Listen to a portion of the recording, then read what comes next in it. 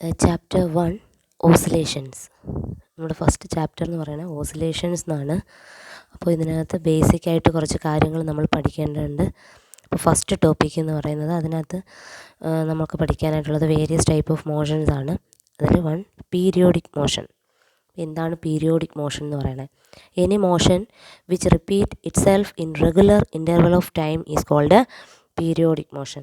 ഇപ്പോൾ ഏതെങ്കിലും ഒരു മൂവ്മെൻറ്റ് റിപ്പീറ്റ് ചെയ്യുകയാണ്, ഒരു പ്രത്യേക ടൈം പീരീഡിൽ ആ മോഷൻ റിപ്പീറ്റ് ചെയ്യുകയാണെന്നുണ്ടെങ്കിൽ that is called periodic motion. That means A motion which repeat at regular interval of time is called periodic motion. Example: സ്വിങ്ങിങ് of pendulum of A wall clock, oscillation of L C circuit, സ്വിങ്ങിങ് bell. ഇതെല്ലാം നിങ്ങൾക്കറിയാം. അവിടെ movement എന്ന് പറയുന്നത് അല്ലെങ്കിൽ motion എന്ന് പറയുന്നത് ഒരു particular ടൈമിൽ എന്ത് ചെയ്യുന്നുണ്ട്? റിപ്പീറ്റ് ചെയ്യുന്നുണ്ട്. അതുകൊണ്ട് അതെന്താണ്? പീരിയോഡിക് മോഷനാണ്. ഓക്കെ, അപ്പോൾ ഈ പീരിയോഡിക് മോഷൻ തന്നെ ടു ആൻഡ് ഫ്രോ, മുമ്പോട്ടും പുറകോട്ടും ഇങ്ങനെ ടു ആൻഡ് ഫ്രോ മൂവ്മെൻറ്റിലാണെന്നുണ്ടെങ്കിൽ, ഇപ്പോൾ periodic motion to and fro മോഷനിലാണെന്നുണ്ടെങ്കിൽ it is called oscillations or vibration.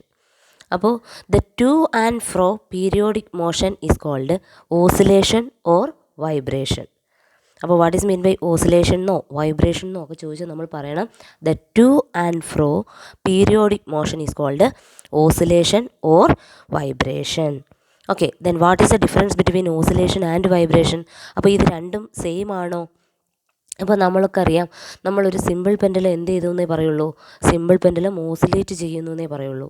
എന്നാൽ ഒരു ഗിത്താറിൻ്റെ സ്ട്രിങ് എന്ത് ചെയ്യുന്നു എന്ന് പറയും? വൈബ്രേറ്റ് ചെയ്യുന്നു എന്ന് പറയും. അപ്പോൾ ഓസിലേഷനും വൈബ്രേഷനും തമ്മിൽ വ്യത്യാസമുണ്ട്. രണ്ടും ടു ആൻഡ് ഫ്രോ മോഷൻ തന്നെയാണ്, but there is a difference between oscillation and vibration. അപ്പോൾ എന്താണ് ഓസിലേഷൻ എന്നുള്ളത് നോക്കിക്കേ. A motion in which the body as a whole move to and fro, it is called oscillation. ഒരു body മൊത്തത്തിലാണ് to and fro മോഷനിലെങ്കിൽ അതിനെയാണ് oscillation എന്ന് പറയുന്നത്. Example: motion of a simple pendulum, spring block system. ഇതൊക്കെ എക്സാമ്പിളാണ്. ഒരു simple പെൻഡുലമൊക്കെ ബോഡി മൊത്തത്തിലാണ് ഓസിലേറ്റ് ചെയ്യുന്നത് ടു ആൻഡ് ഫ്രോ മോഷനിൽ. എന്നാൽ വൈബ്രേഷൻ്റെ കേസ് എടുത്താൽ the motion in which certain parts of a body move to and fro, it is called vibration. Example: plucked guitar string. അതായത് in the case of vibration certain parts of a body move to and fro. അതായത് വൈബ്രേഷൻ്റെ കേസിൽ ഒരു ചെറിയ parts മാത്രമേ to and fro മോഷനിൽ വരണുള്ളൂ. ഓസിലേഷൻ്റെ കേസിൽ body as a whole move to and fro. അപ്പോൾ what is the difference between oscillation and vibration എന്ന് വെച്ചാൽ, in the case of oscillation body as a whole move to and fro, but in the case of vibration certain parts of a body move to and fro. Simple pendulum movement എന്ന് പറയുന്നത് motion of a simple pendulum is an example for oscillation. Plucked guitar string is an example for vibration. Okay, clear ആണല്ലോ. Next നമുക്ക് പഠിക്കാനുള്ള topic എന്ന് പറയുന്നത് free oscillation. Okay, അപ്പോൾ ഈ ചാപ്റ്ററിൽ നമ്മൾക്ക് കൂടുതലായിട്ടും വൈബ്രേഷനെ പറ്റി പഠിക്കാനായിട്ടില്ല. നമുക്ക് കൂടുതൽ പഠിക്കാനുള്ളത് ഓസിലേഷനെ പറ്റിയാണ്. First heading free oscillation. അപ്പോൾ എന്താണെന്ന് നോക്കിക്കേ. Oscillations produced by a body under its own restoring force is called free oscillation. ഇപ്പോൾ ഒരു സിമ്പിൾ പെൻഡുലത്തിനെ ആയാൽ തന്നെ നമ്മളിപ്പോൾ ജസ്റ്റ് ഇങ്ങോട്ട് നീക്കുന്നു, ഒന്ന് മൂവ് ചെയ്യിച്ചിട്ട് നമ്മൾ അതിനെ വിടുകയാണെന്നുണ്ടെങ്കിൽ ആ സിമ്പിൾ പെൻഡുലം ഓസിലേറ്റ് ചെയ്യാൻ തുടങ്ങും. അപ്പോൾ അതിനകത്തൊരു ഫോഴ്സ് ഉള്ളതുകൊണ്ടാണ് അതിനത് സാധിക്കുന്നത്. അതിനെ ആ ഓസിലേറ്റ് ചെയ്യാൻ സഹായിക്കുന്ന ഫോഴ്സാണ് അതിൻ്റെ റീസ്റ്റോറിങ് ഫോഴ്സ്. എന്തെന്ന് പറയും? Restoring force. അപ്പോൾ ഒരു ബോഡി ഓസിലേറ്റ് ചെയ്യുമ്പോൾ അതിനകത്ത് അതിൻ്റെ റീസ്റ്റോറിങ് ഫോഴ്സ് മാത്രമേ ഉള്ളൂവെങ്കിൽ അതിനെ പറയുന്നതാണ് ഫ്രീ ഓസിലേഷൻ. അതായത് oscillation produced by a body under its own restoring force is called free oscillation. അതതിൻ്റെ റീസ്റ്റോറിംഗ് ഫോഴ്സിൻ്റെ മാത്രം സഹായത്തോടു കൂടിയാണ് ഓസിലേറ്റ് ചെയ്തുകൊണ്ടേയിരിക്കണമെങ്കിൽ അതിനെയാണ് എന്തെന്ന് പറയുന്നത്? Free oscillation. ബാക്കി നോക്കിക്കേ. The frequency with which a body oscillate freely is called natural frequency. അങ്ങനെ അതിൻ്റെ റീസ്റ്റോറിംഗ് ഫോഴ്സിൻ്റെ സഹായത്തോടു കൂടി ഓസിലേറ്റ് ചെയ്യുന്നുണ്ട്. അപ്പോൾ എത്ര ഓസിലേഷൻസ് കംപ്ലീറ്റ് ചെയ്തു എന്ന് നമുക്ക് പറയാൻ പറ്റും. അങ്ങനെ നാച്ചുറലായിട്ട് അത് കംപ്ലീറ്റ് ചെയ്യുന്ന ആ നമ്പർ ഓഫ് ഓസിലേഷൻസ്, അതിനെയാണ് ഫ്രീക്വൻസി എന്ന് പറയുന്നത്. The frequency with which a body oscillate freely, അങ്ങനെയുള്ള അതിൻ്റെ ഫ്രീക്വൻസിയെ പറയുന്ന പേരാണ് natural frequency. It is denoted by omega. Omega എന്ന് പറയുന്ന ലെറ്ററിലാണ് അത് ഡിനോട്ട് ചെയ്യുന്നത്. അതിൻ്റെ unit radian per second. It depend on elasticity and inertia of the body. ആ ഒമേഗയുടെ വാല്യൂ ആ ബോഡിയുടെ ഇലാസ്റ്റിസിറ്റിയെയും ഇനേർഷ്യയെയും ഡിപ്പെൻഡ് ചെയ്യുന്നുണ്ട്. അപ്പോൾ ഒമേഗയുടെ വാല്യൂ മാറുന്നത് ആ ബോഡി മാറുന്നതിനനുസരിച്ച് അതിൻ്റെ ഒമേഗയുടെ വാല്യൂ മാറുന്നു. അപ്പോൾ what is mean by free oscillation എന്ന് വെച്ചാൽ നമ്മൾ പറയണം, oscillations produced by a body under its own restoring force. ഒരു ബോഡി ഓസിലേറ്റ് ചെയ്യുന്നത് അതിലുള്ള റീസ്റ്റോറിംഗ് ഫോഴ്സിൻ്റെ മാത്രം സഹായത്തോടെയാണെങ്കിൽ that is called free oscillation. അപ്പോൾ അത് കംപ്ലീറ്റ് ചെയ്യുന്ന ഓസിലേഷൻസ് അല്ലെങ്കിൽ ഫ്രീക്വൻസി എന്ന് പറയുന്നതാണ് അതിൻ്റെ natural frequency. It is denoted by the letter omega. ഒമേഗയുടെ യൂണിറ്റ് നമ്മൾ പഠിച്ചിരിക്കുക radian per second. Okay, then it depend on elasticity and inertia of the body. Okay, അപ്പോൾ നമ്മൾ ഇത്രയും കാര്യങ്ങൾ പറഞ്ഞു. നമ്മൾ പറഞ്ഞു ഈ ചാപ്റ്ററിൽ നമുക്ക് ഓസിലേഷനെ പറ്റിയാണ് പഠിക്കാനായിട്ടുള്ളത്. ഓസിലേഷൻ മെയിനായിട്ടും 3 ടൈപ്പാണ് നമ്മൾ ഈ ചാപ്റ്ററിൽ കാണുന്നത്. ഈ 3 ഓസിലേഷനാണ് നമ്മൾ ഫസ്റ്റ് ചാപ്റ്ററിൽ പഠിക്കുന്നത്. 1 simple harmonic oscillation, 2 damned harmonic motion, 3 forced harmonic motion.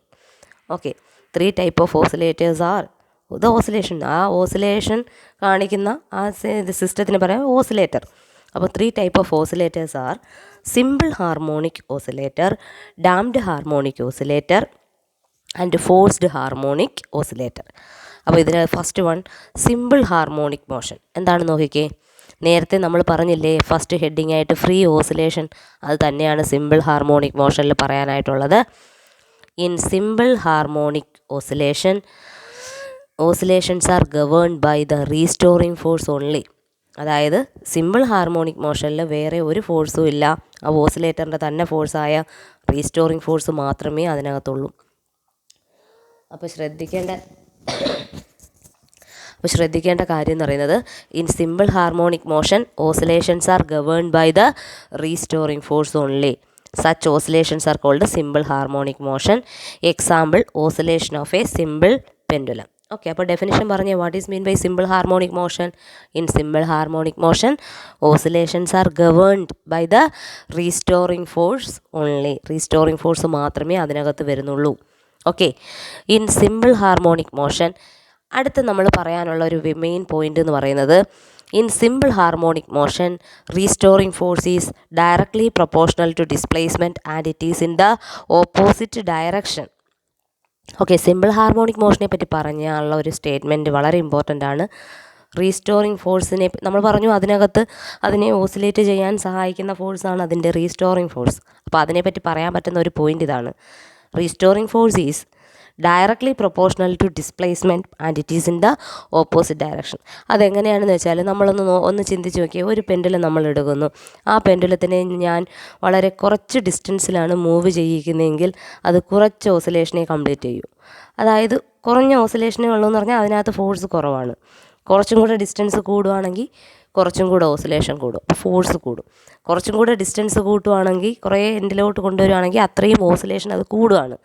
അപ്പോൾ ഓസിലേഷൻ കൂടുന്നു എന്ന് പറഞ്ഞാൽ അതിനകത്തുള്ള റീസ്റ്റോറിംഗ് ഫോഴ്സ് അതിന് കൂടുതലുണ്ട്. അപ്പോൾ അത് നമുക്ക് എന്ത് പറയാം, ഡിസ്റ്റൻസ് കൂടുമ്പോൾ റീസ്റ്റോറിംഗ് ഫോഴ്സും കൂടുകയാണ്. അപ്പോൾ അത് എന്ത് പ്രൊപ്പോർഷണാലിറ്റി? Directly proportionality. ഓക്കെ, അപ്പോൾ ഡിസ്റ്റൻസ് കൂടുന്നു, അതിൻ്റെ ഫലമായിട്ട് ഓസിലേഷൻ കൂടുന്നുണ്ട്. ഓസിലേഷൻ കൂടുന്നു എന്ന് പറഞ്ഞാൽ റീസ്റ്റോറിംഗ് ഫോഴ്സ് കൂടുന്നു. അപ്പോൾ ഡിസ്റ്റൻസ് കൂടുന്നു, റീസ്റ്റോറിംഗ് ഫോഴ്സും കൂടുന്നു. That means directly proportional. അതാണ് നമ്മൾ പറഞ്ഞ റീസ്റ്റോറിംഗ് ഫോഴ്സ് എന്ന് പറയുന്നത് is directly proportional to displacement.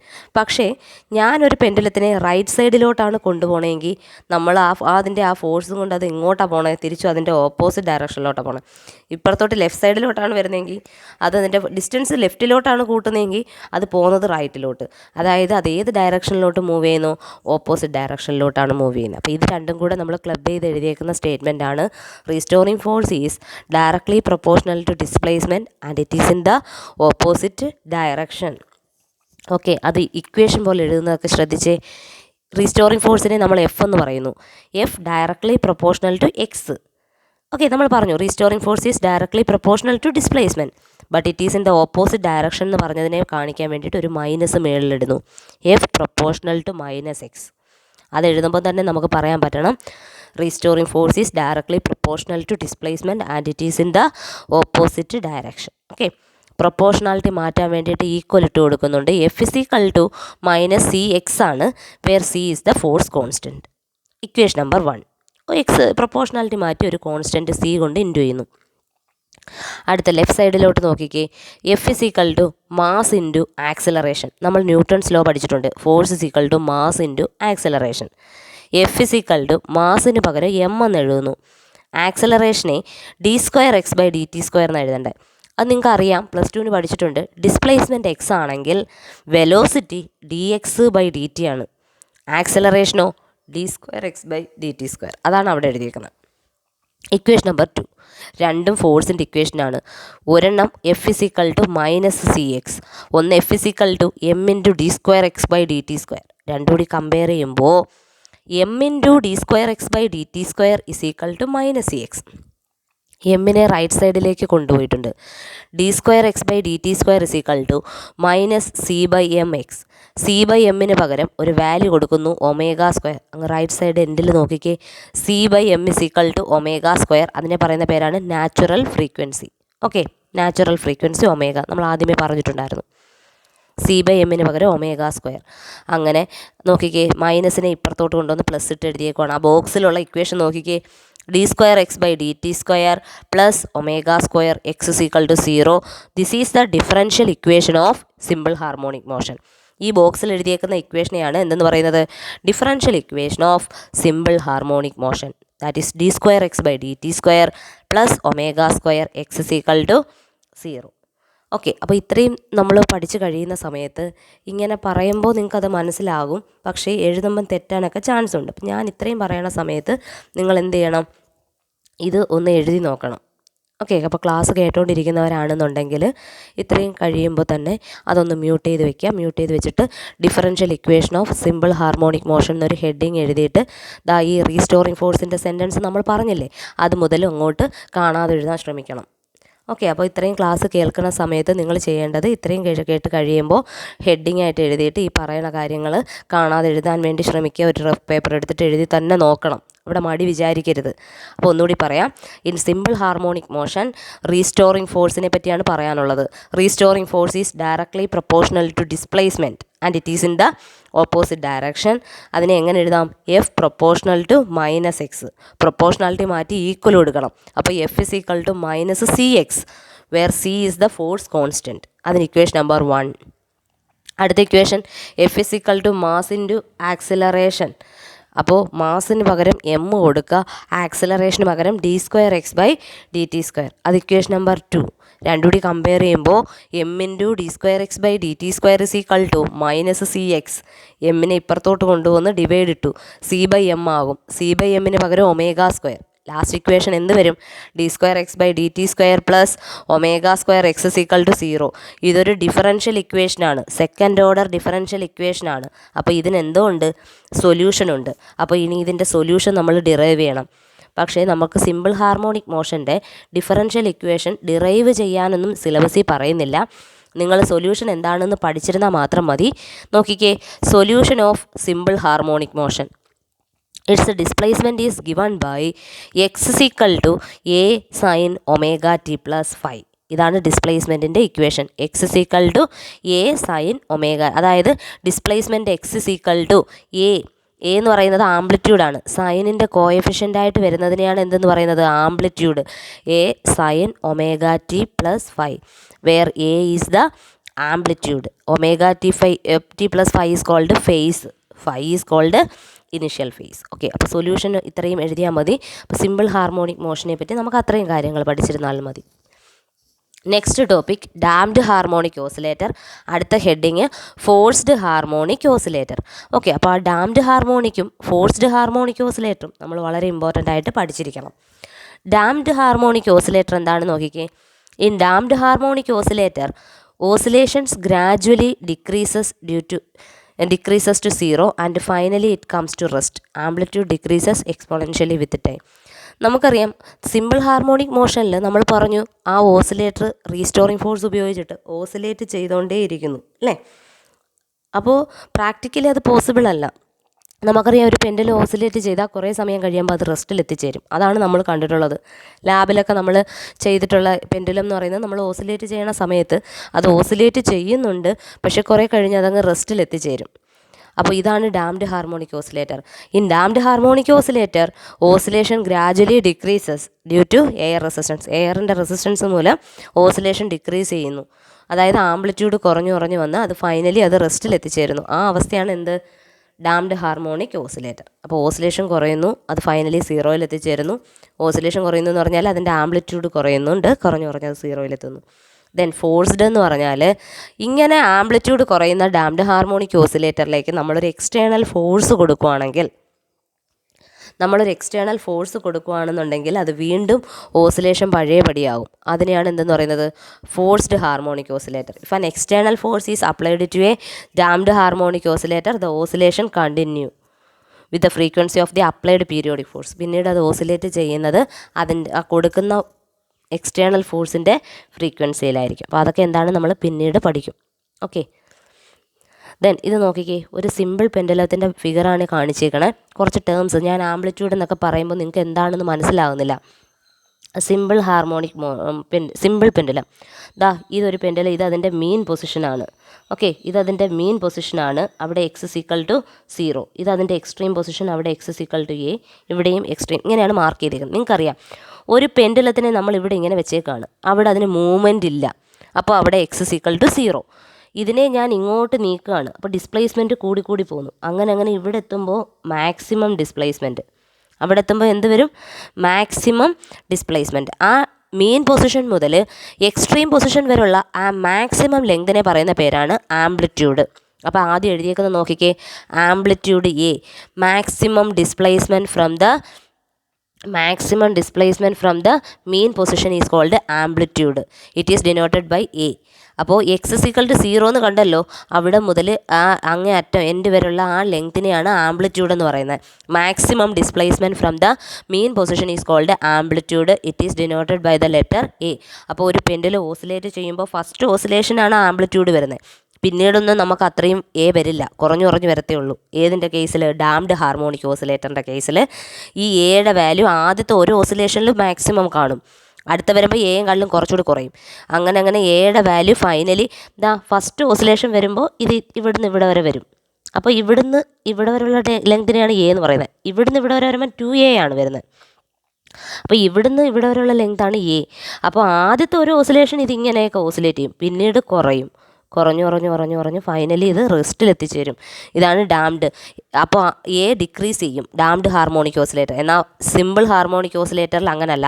അതിൻ്റെ റീസ്റ്റോറിങ് ഫോഴ്സ് ഉപയോഗിച്ച് അത് ഇവിടുന്ന് ഇവിടെത്തും, വീണ്ടും ഇവിടെത്തും. അപ്പോൾ ഇത് എപ്പോഴും ഇങ്ങനെ തന്നെ ഓസിലേറ്റ് ചെയ്യും എന്നാണ് സിമ്പിൾ ഹാർമോണിക് മോഷനിൽ പറയുന്നത്. എപ്പോഴും അത് ഓസിലേഷൻ ഒരേപോലെ ആയിരിക്കും. അവിടെ ആംപ്ലിറ്റ്യൂഡ് കോൺസ്റ്റൻ്റ് ആയിരിക്കും, എപ്പോഴും ഈ ലെങ്ത് തന്നെ കിട്ടും. അത് സിമ്പിൾ ഹാർമോണിക് മോഷൻ. അപ്പോൾ ആംപ്ലിറ്റ്യൂഡ് എന്താണെന്ന് മനസ്സിലായല്ലോ. Maximum displacement from the mean position is called amplitude. അടുത്ത time period. Time taken to complete one oscillation is called time period. It is denoted by T. ഒരു oscillation പൂർത്തിയാക്കാൻ എടുക്കുന്ന time. ഇവിടെ ഇരിക്കുന്ന pendulum ഇവിടെ പോയിട്ട് ഇവിടെ വരുന്നു, അതിനെയാണ് ഒരു ഓസിലേഷൻ എന്ന് പറയുന്നത്. അതിനെടുക്കുന്ന ടൈമാണ് എന്ത്? Time period, capital T. The time taken to complete one oscillation is called time period. It is denoted by t. Then frequency. Number of cycles passing through a point in 1 second is called frequency. It is denoted by f or nu. F in the equation 1/t. അതിൻ്റെ unit heads. അപ്പോൾ എന്താണ് frequency? ഇവിടെ ഇരിക്കുന്ന pendulum ഇവിടെ പോയിട്ട് ഇവിടെ വരുമ്പോൾ ഒരു ഓസിലേഷൻ, അടുത്ത വീണ്ടും ഇങ്ങനെ വരുമ്പോൾ രണ്ടാമത്തെ ഓസിലേഷൻ. അങ്ങനെ ഒരു സെക്കൻഡിൽ അത് എത്ര ഓസിലേഷൻ കംപ്ലീറ്റ് ചെയ്യുന്നു, ആ 1 സെക്കൻഡ് എന്നുള്ളത് നിങ്ങൾ മറക്കരുത്. 1 സെക്കൻഡിൽ അത് കംപ്ലീറ്റ് ചെയ്യുന്ന ഓസിലേഷൻ്റെ നമ്പറിനെയാണ് എന്തെന്ന് പറയുന്നത്? Frequency. Number of oscillations in 1 second is called frequency. അതിനെ എഫ് എന്ന് ഡിനോട്ട് ചെയ്യുന്നുണ്ട്. എഫിൻ്റെ ഇക്വേഷൻ 1/t ആണ്. ഓക്കെ, അപ്പോൾ ഇത്രയുമാണ് നമ്മൾ ഫസ്റ്റ് ക്ലാസ്സിൽ ഡിസ്കസ് ചെയ്തത്. ഓക്കെ, ക്ലിയർ ആണല്ലോ? അപ്പോൾ ഓക്കെ, താങ്ക് യു.